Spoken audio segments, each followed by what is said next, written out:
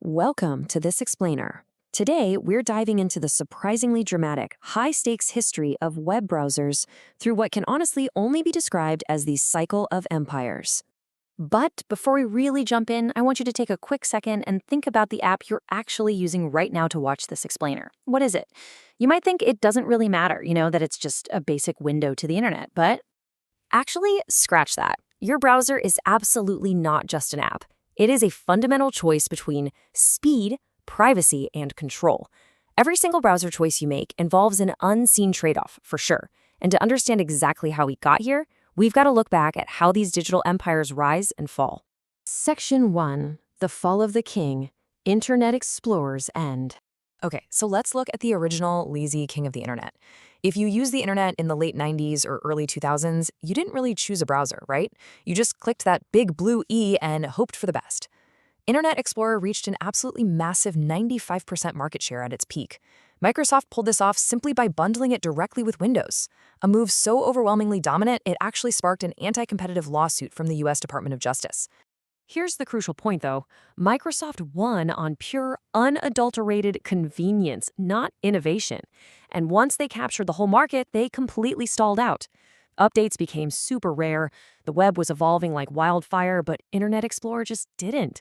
It literally devolved into a buggy meme. The browser you only ever open to download another browser. After 27 years, the damage was completely irreversible.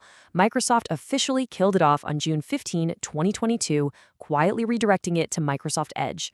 The original king had fallen. Section 2. Chrome resets the web. A new standard. Enter the speedy usurper that arrived in 2008 and completely changed the entire landscape. Chrome's rise is directly mapped against its flaws. It won because it was unprecedentedly fast and totally clean. It introduced separate tabs, so if one crashed, your whole session didn't go down with it. And it offered seamless syncing with the whole Google ecosystem. Plus, it eventually became the default on billions of Android devices. But here are the trade-offs. Massive RAM consumption. Open 20 tabs and Chrome isn't a browser anymore. It's a stress test for your computer. It is also an integral part of Google's ultimate data machine, and recently capped off by a major software update in June 2025 known as Manifest v3, Chrome severely limited how ad blockers can operate, which directly reduces your control over what you actually see online. Section 3. The Ecosystem Monopolies. Edge and Safari. That loss of control brings us to the modern giants who desperately want to keep you safely inside their walls. Now, the irony between these next two is just incredible.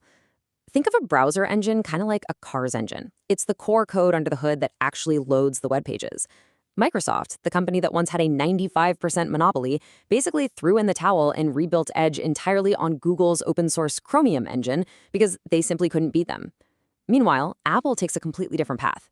They strictly force every single competing browser on iOS to run as a disguised skin on Safari's WebKit engine. So, fun fact, if you're using Chrome on your iPhone right now, you are actually just using Safari wearing a Google mask. So let's break down their trade-offs.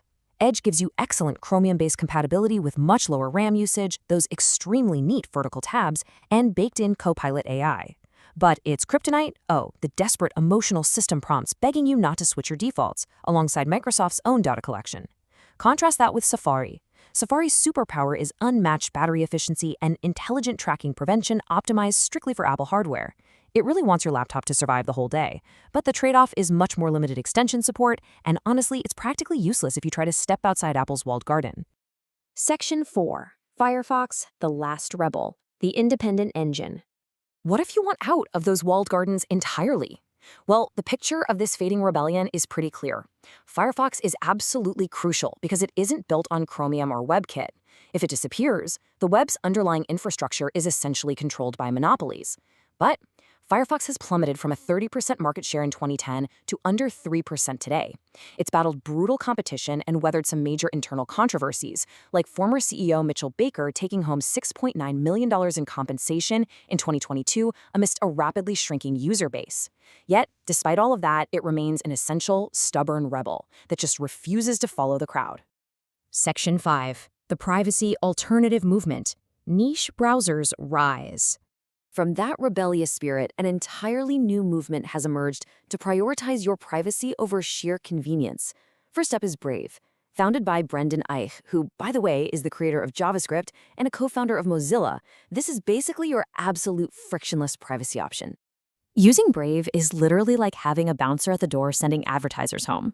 Its superpower is that ad blocking, tracker blocking, and fingerprinting protection, which means stopping sites from tracking your unique device setup, requires zero setup on your end. Because it blocks all that background junk, it makes pages load incredibly fast. But its kryptonite? That super strict blocking can sometimes cause websites to throw a tantrum and totally break.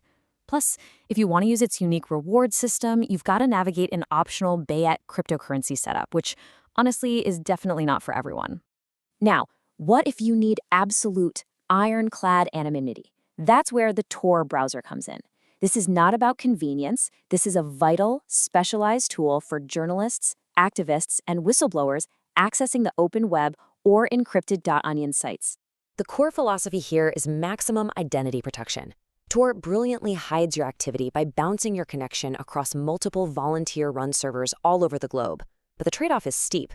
Because of that wildly complex routing, speeds are incredibly slow, making everyday browsing feel like wading through molasses. Add to that the fact that a ton of mainstream websites block it entirely, and Tor is totally unfit as a daily driver. It's a tool for when privacy is literally a matter of safety. But what if you want incredible privacy for your normal, everyday use? Well, let me introduce you to LibreWolf. LibreWolf is basically the ultimate stripped-down version of Firefox. Zero compromises, no phoning home to Mozilla. Its superpower is protecting your digital footprint right out of the box by completely disabling all telemetry, meaning it never secretly sends your usage data back to the developers, and it actively stops fingerprinting. The trade-off? You trade away convenient cross-device syncing features, and much like Brave, its aggressive default settings can break web pages. Updates also lag just a little bit behind standard Firefox. It's built specifically for serious users who want total control without any of the hand-holding. On the completely opposite end of the privacy spectrum, we've got the DuckDuckGo browser. They successfully extended their search engine philosophy into a browser that deliberately uses WebKit and custom setups rather than Chromium to offer a much simpler approach. DuckDuckGo's superpower is its sheer, wonderful simplicity. It has this thing called the Duck Player to seamlessly block YouTube ad targeting, an incredible fire button that wipes your data instantly with just one click, and built-in email tracker protection. It offers a true set-it-and-forget-it approach with way less friction. The clear trade-off, though, is that you get fewer of those detailed cockpit-style controls that you'd find in Brave or LibreWolf. Section 6. The browser cycle continues. Complacency versus innovation. Stepping back, we can really see this continuous historical cycle playing out. You know, a massive player gets lazy, users get frustrated, and niche innovation rises up to shake things up. We see this with a few honorable mentions, too. Look at Opera GX, which carved out a massive niche for gamers with built-in RAM and CPU limiters, though it is absolutely worth noting it's owned by a Chinese consortium now, which users should be aware of. Then there's Samsung Internet, quietly holding 3 to 4% of the entire mobile market with billions of downloads and a super handy built-in ad blocker. And finally, the Arc browser, which radically tried to redesign the web back in 2023, only to be put into maintenance mode by CEO Josh Miller in 2025, because, well, it ended up being just way too complex for everyday users. Which brings us to the ultimate question you really have to ask yourself today. Are you sacrificing privacy for convenience? Every single browser exists because someone looked at the status quo and decided they could do better. The app you choose determines who sees your data, how much memory your device uses, and ultimately who controls the future of the web itself. Think about that next time you launch your browser. And you know what? This exact same cycle of complacency and confusion is happening right now with AI models. Are you picking the right one, or are you just going with the default? Let's figure that out together in our next explainer on choosing AI models. See you there.